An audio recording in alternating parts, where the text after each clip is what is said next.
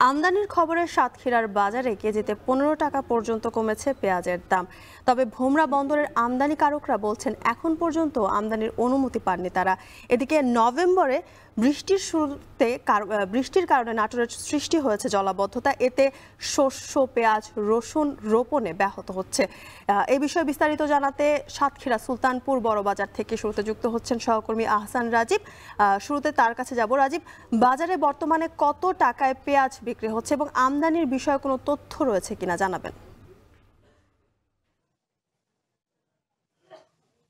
জ্যোতিকা, সাতক্ষীরার সুলতানপুর যে বড় বাজার রয়েছে এখানে পেঁয়াজের যে পাইকারি আড়তগুলোতে এখানে কিন্তু গত 2 দিনে কিন্তু পেঁয়াজের দাম কেজিতে 25 থেকে 30 টাকা পর্যন্ত কমেছে বলে এখানকার ব্যবসায়ীরা আমাদেরকে জানিয়েছেন। তারা বলছেন যে হঠাৎ করেই তারা খবর পেয়েছেন যে ভারত থেকে যে কোনো সময় ভারতীয় যে পেঁয়াজ সেটি আমদানি হতে পারে। একই সাথে দেশের বাজারে দেশের যে মজুদগুলো ছিল, বিশেষ করে শৈলকুপা এবং ফরিদপুরের যে পাইকারি আড়তগুলো রয়েছে, সেই মোকামের যে পেঁয়াজগুলো যেগুলো মজুদ রেখেছিলেন কৃষকরা, সেই পেঁয়াজগুলো কিন্তু তারা বাজারে ছাড়তে শুরু করেছেন, যে কারণে এখন পেঁয়াজের যে সরবরাহ সেটি বেড়েছে, যার কারণে কিন্তু সব মিলিয়ে পেঁয়াজের দাম কিন্তু এখন কমতির দিকে।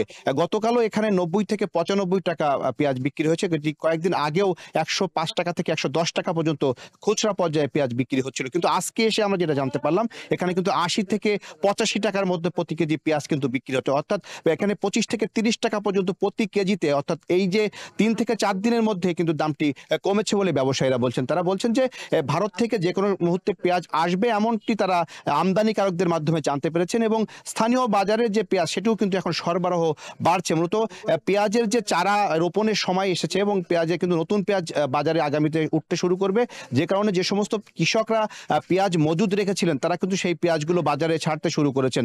এই দুটি কারণেই মূলত পেঁয়াজের দামটি এখন কমতির দিকে।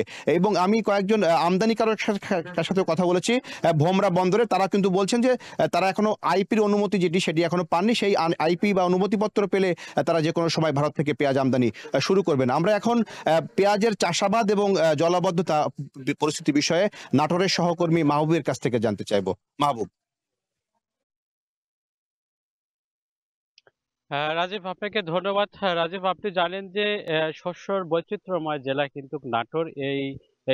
এখানে কিন্তু রসুন, পেঁয়াজ সহ বিভিন্ন ফসল হয়ে থাকে। তবে এই যে নভেম্বরের যে শুরুর দিকে যে বৃষ্টি হয়েছে, এই বৃষ্টিতে কিন্তু নাটোরের বিভিন্ন যে বিল রয়েছে, সেই বিলগুলোতে কিন্তু এখন জলাবদ্ধতার কারণে যে কিন্তু পানি জমে রয়েছে এবং বিভিন্ন বিলে কিন্তু এখন পানি কিন্তু থই থই করছে। আমি যেখানে দাঁড়িয়ে রয়েছি এটি নাটোরের ভাটোদারা বিল। এই বিলে কিন্তু কৃষকরা এই সময়টাতে কিন্তু রসুন, পেঁয়াজের যে রোপণ গুলো সেটি কিন্তু তারা করে থাকেন, কিন্তু কৃষকরা কিন্তু এখনো সেটি করতে পারছে না, কারণ এখানে এই বিলে এখন প্রচুর পরিমাণে পানি জমে রয়েছে। শুধু এই বিল নয়, নাটোরের যে অসংখ্য বিলগুলো রয়েছে সেই বিলগুলোতে কিন্তু কৃষকরা এবছর রসুন, পেঁয়াজ সহ অন্যান্য যে ফসল রয়েছে সেটি কিন্তু রোপণ করতে পারছে না। আপনাকে একটু জানিয়ে রাখি যে আমরা কৃষি বিভাগের সঙ্গে কথা বলেছিলাম।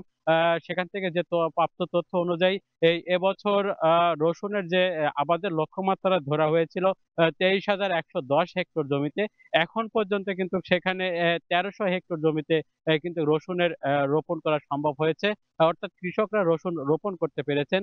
পেঁয়াজের যদি তথ্যটা বলি আপনাকে, সেটি হচ্ছে 7,385 হেক্টর জমিতে কিন্তু রসুন, পেঁয়াজের লক্ষ্যমাত্রা ধরা হয়েছিল, সেখানে কিন্তু 1,027 হেক্টর জমিতে কিন্তু পেঁয়াজ রোপণ করা সম্ভব হয়েছে।